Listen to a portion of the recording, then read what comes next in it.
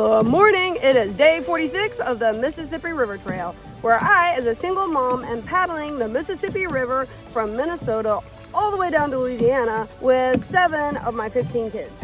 We're a family of 15 kids. One mom and Smoky Bear. And the 7 youngest of us are paddling the whole Mississippi River.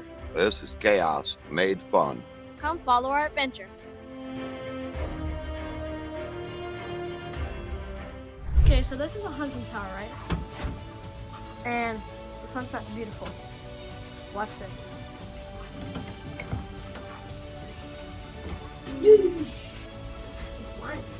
Look how beautiful that is. Oh. We woke up this morning. It would have been way more pretty whenever the sunrise was like the whole sky was orange this morning. I couldn't sleep, so yeah, I got a pretty good view of the sunrise. And yeah. Let's go fishing. So yeah, we're about to go fishing.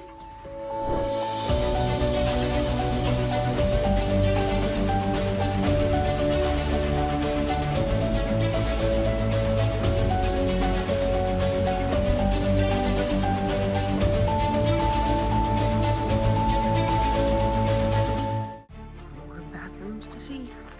Mud Lake Campground. Y'all ever want to know what life is like on the trail? Here we go. Alright. The ladies' bathroom. Here we go. Remember, it's kind of stinky in here. I don't know why. Number 1 shower. Good smell. Number 2 shower. At the bench. Pretty basic, not bad. And then sinks. Bathroom. Bathroom. So campground bathrooms, nice. What is it? A bluegill. And what are we doing with it? We're gonna use them as fishing bait. Dude, we can't carry him in the boat. Yeah, but we're not. You can't cut him up and carry him in the boat. He's gonna stink. Well, I'll go see what BNC have to do with it. Alright. And then we're gonna load it up. Hey, come on, we have to pack up camp. Lily, We've can I got to go. carry him? Sure. Did you catch anything? Nope. I caught one. You caught one? Yes, ma'am. What'd you catch? A bluegill. Oh yeah, she at tiny? first. Yes, ma'am. It was like this big. Oh, very nice. But at first I would set the hook for Opie, and I would have Opie bring it up, but Opie caught one all by herself. What did you get? Cookies. Where did you get those? That camper. Why'd they give you cookies? Because they want to. Because they love you and they think you're pretty sweet. Oh yeah. You gonna go back and share with everybody? Yes, sir. Oh yeah. That right there, hey, you get about 6 of them, and I'll show you how to clean them and eat them. Them are really good eating. Smoky. Huh? Smoky, I caught a bass like fishing bait. Smoky. Look, I caught a bass like this big. Well, he's too big to use for catfish. Now, you could cut them up into pieces, and you could use pieces. Smoky's tip of the day. Smoky's tip of the day. Hey, hey, every click's a hooray. Hey, hey. Good morning. We're going to have a tip of the day. If you want to take advantage of the current going down this river, then the channel definitely has more current than the outside edge. But you think of it like this. The channel is actually a highway, so you don't want to be in the channel. Pick a green marker. Go towards the green marker. As soon as you get to the green marker, look at the next green marker. Go straight to it. If you follow the markers in line like that, you are not on the highway. You are actually on the sidewalk. You will get advantage of the current, but you will be out of the way. 98% of the pleasure boaters run the center of the channel. All of the big commercial boats run the center of the channel. If you're off to the edge, then you're not in their way, and it's easy to get out of the way. Now you can pick either side. You could pick red, that'll going down, that'll be your left side. You can pick green going down, that'll be your right side. But just follow the markers and you're on the edge of the channel. Have a good day. Oh no. Oh, is that the fish? Oh, the poor fish. No, he's still alive. he's definitely not alive. Mom, he's alive. Look, you can see him breathing. Where? What's Can you see him breathing? Oh, yeah, there he goes. He's in a lot of pain, though. That's so sad. Oh, So and we Mom, got in late last night. It was almost dark. It was like dusk. And we kept hearing this bird. And we finally figured out it was a juvenile eagle. Thanks to the Wabasha Eagle Center, we had learned so much. So we know which ones are juveniles, and we were able to find the juvenile. But that is the nest. And we watched an entire eagle life unfold up there. But one of them, that's a big old nest too. But one of them came in with a fish, and the 3 juveniles that I guess are all still sharing the nest all went after it. And one of the juveniles came in, and when he went to land, he hit the nest rather than landing in it, and he crashed into a tree and went to the ground. So we just watched and watched, and the other 2 juveniles were up in the trees, and they were all hollering. It was so loud, which is what got our attention. So then eventually we watched the juvenile who crashed get back up, and he eventually made it over there with the other 2. And then the 3 of them were all up in the nest, and they were being fed fish. But that's the nest they were in. And it's so cool, but it's big.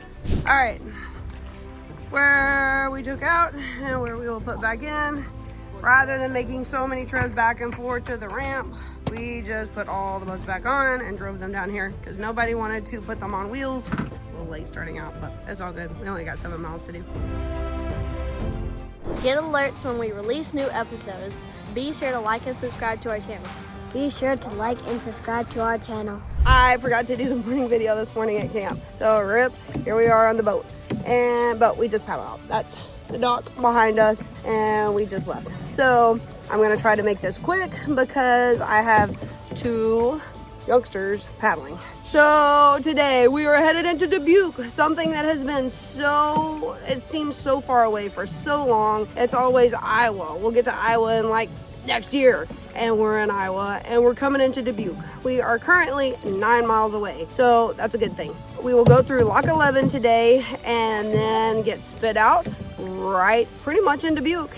And we have a campground, so we're good there. We get to do the river museum, and we have lots of submerged. I was in no mood yesterday. The last 2 days have been rough, and I've been in no mood to talk, to narrate, to tell the story. Nothing. It's too hot for that. But we have been going through some submerged islands, which are really cool, and they kind of help the current out. Not a lot, but they help it a little. And it's kind of cool to know that there's just islands buried under the water that you're going through. So they're completely submerged. But more submerged islands today before we get down to the lock. So it looks like kind of a big open body of water, but there's actually islands. You just can't see them. So kind of cool. But once we get out of Mud Lake, where we're paddling out of, where the little canoe put in was, we will be back in the river and headed that direction. So it's gonna be a good day. We're all very excited about Dubuque. Tour day tomorrow and River Museum on the next day. So had a very good news interview this morning, made us a little bit late, but since we only have 9 miles left, it's okay to leave a little bit late. And we met some amazing people at the campground, as always. Gave us cookies and peanuts, and then we got to talk to them for a little bit before we left. So it's never time wasted when you're building relationships and meeting new people and making friends, because people are just pretty awesome out here. So let's do this, go paddle, and we're gonna see Dubuque today. So hell yeah. We put in at the marina at the canoe ramp of Mud Lake. We took out there yesterday because we came in via the river. The marina was super busy, boats everywhere. So there was this little rock levee thing. It was really small. And we just picked our boats over and went to the canoe ramp and took out there, and it was all good because the ramps were so busy full of boats that we didn't want the canoes taking up all of the boat ramps. So we left in the same place today, not taking the map, with the intent of just paddling out of that ramp, but we did not check the map. What we did not realize is it's Mud Lake. Mud Lake is 2 miles long, and it is a pond. It's not really a lake. It's a big, stagnant lily pad pond. So we've now been paddling 2 miles trying to reach the end of Mud Lake, where it eventually ties back into the Mississippi. So this is how we started our day. People, always check your maps. Just check your maps. Just do it. Corey didn't check. He just took the van back down to where he pulled us out yesterday, and we thought it was all good. And I just really didn't check either. I saw it was a lake, but figured there would be access. So here we are, 2 miles into Mud Lake. Yeehaw.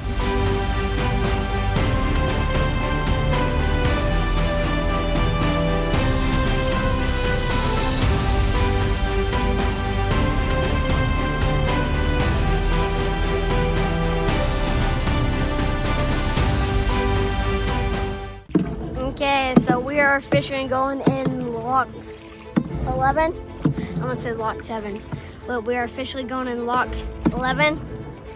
And it has pretty good views. I mean, we don't get pretty good views, but we're just seeing mountains. Mountains, like houses, like, this is a cool little place. I'm back. I have 4 canoes going southbound. We would like to get to a lock. All right, how close are you? Lock 11, we're about 10 minutes out. Okay, so we're about to enter lock 11. Oh, look at all the birds over there. Whoa. Mom, look at all the birds. Over there, just on there. Hey guys, how's it going? Yeah, Good. a little bit warm. Ooh-wee. Feels like October, huh? Yeah. Stop that thing down. Yes, sir. Thank you. No, come here. The bigger one, 9.5 feet. It's 10 feet. Huh? It's 10 feet. Let me get you correct. Oh, you made correction.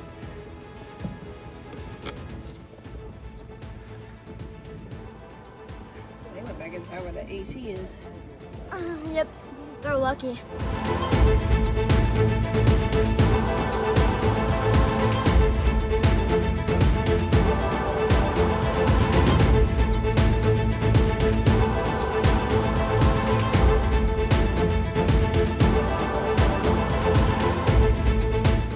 Let it be known, it is 1 p.m. in the middle of the day. This is where we took out. This is the campground. Corey put a flag out there for us so we would know where to go.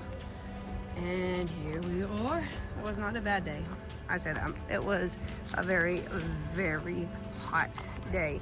We paddled, we left late, and we paddled. This is Miller View Campground, and it is so lovely. We thought about getting that campsite right there, because there's the playground, and there's shade and lots of grass. But there's so many neighbors.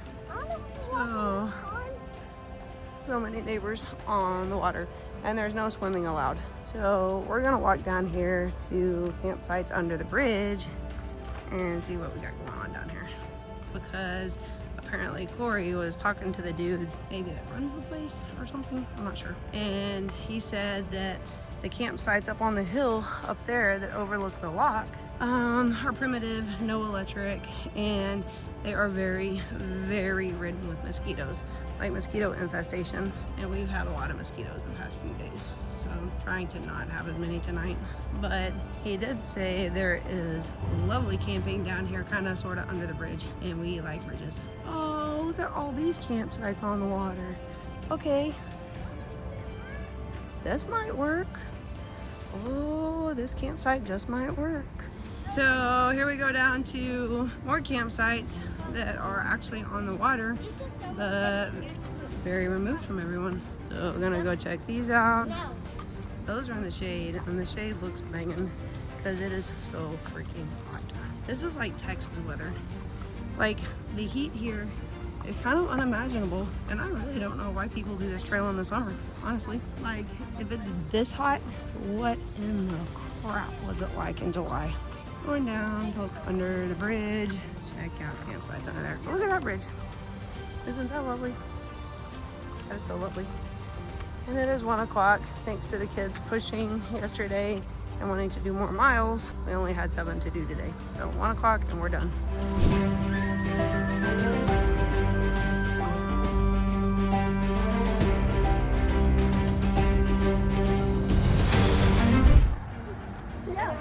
Oh, you got him? No, but The other one's way bigger. yeah, his claws are like this big.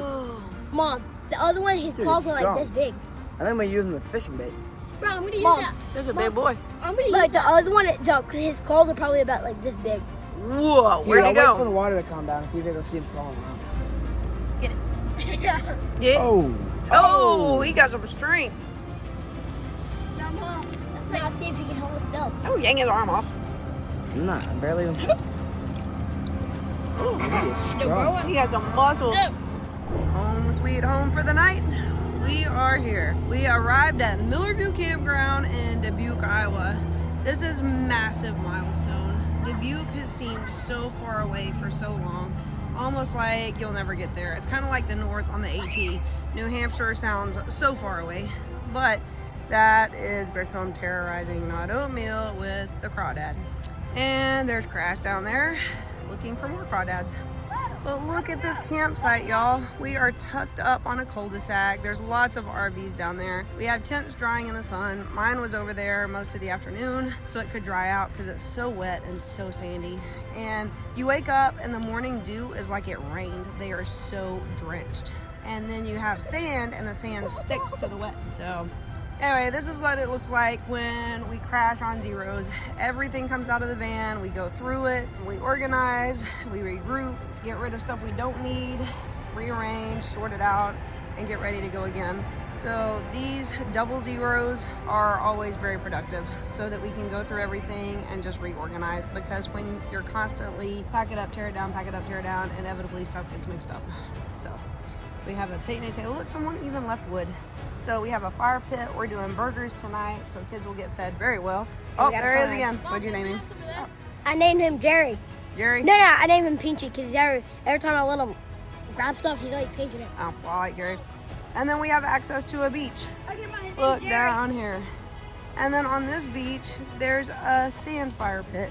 So we are absolutely utilizing that tonight.